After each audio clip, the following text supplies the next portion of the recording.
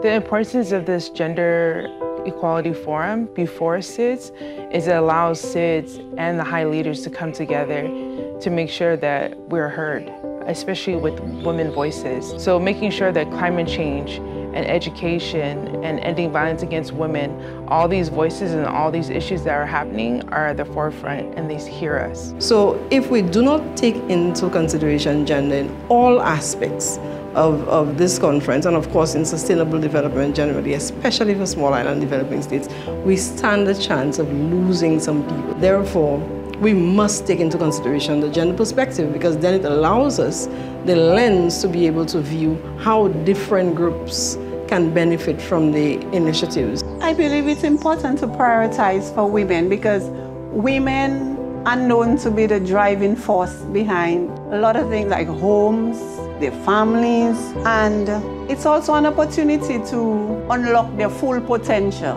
The workshops would be important for the women. One, they would learn from each other. Two, there would be experts at the workshops to help in whatever areas the women may need. It may be in their shortcomings, whatever areas, and even with the women, a support for each other. Climate change isn't gender neutral. Women and girls are on the front line, bearing the brunt of its impacts. They face greater risk of harm from natural disasters, food insecurity, and displacement. But they are not just victims or survivors. They are agents of change. Their voices matter, their experiences matter. We must listen to women and girls when crafting solutions for a more resilient Blue Pacific. We're riding the waves of work of Pacific Island women whose early advocacy on sustainable development, as well as the intersectionality of who we are as diverse Pacific Island women from the front lines of climate change, have always been a strong voice in these conferences.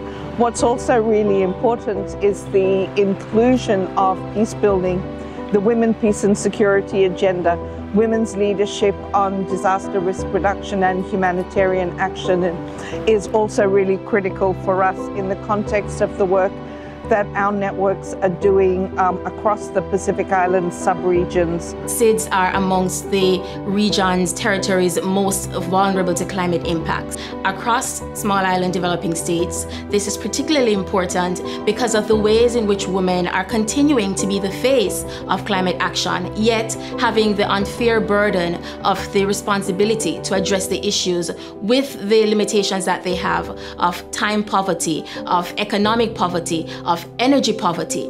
And so addressing this issue in the SIDS space means recognizing the implications of the energy crisis, the climate crisis, and what it means for really charting the next decade of this issue in SIDS.